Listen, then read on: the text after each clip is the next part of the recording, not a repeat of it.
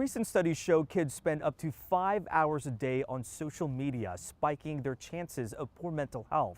And all that time spent on the phone is affecting their time in schools. And state officials say that must change. We know that 95% of our adolescents have cell phones. If you ask teachers in this library, phones and social media in schools is an issue that's reached a tipping point. I hate TikTok. I go insane. I can't take it anymore, and I'm if you can't tell, a very strong teacher.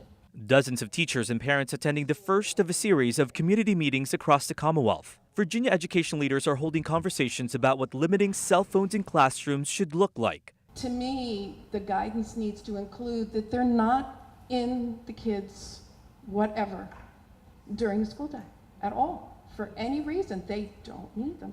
Governor Glenn Youngkin signed an executive order requiring the Education Department to come up with new cell phone-free guidelines for school systems. They want a common policy.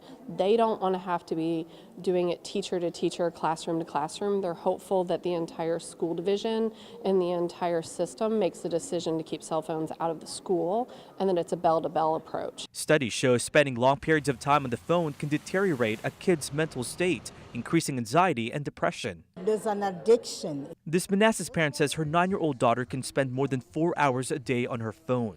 She's worried knowing how it can affect her child's social skills and ability to learn. I try to manage their time, but they still spend a lot of time on the phone. There are questions about what the changes would mean for security and a parent getting a hold of their child for medical reasons. This father of elementary kids sees both sides of the argument. He's here to be better informed. As much as I can learn about it, will help me be prepared as a parent, will help me prepare my kids. The Virginia Department of Education is expected to release a draft by August 15th and then release the final guidelines in September. The goal is to have policies in place by January.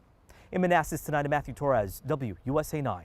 All right, if you want to get a parent's attention, mention the phrase school boundaries. It got parents' attention in Fairfax County today at a meeting that gets underway in less than an hour. The school board will vote on whether to change the criteria it uses to set school boundaries. Proposed changes would consider transportation needs and whether a school is overcrowded or undercrowded. We're going to be watching tonight's vote and have an update for you tonight on the news at 11.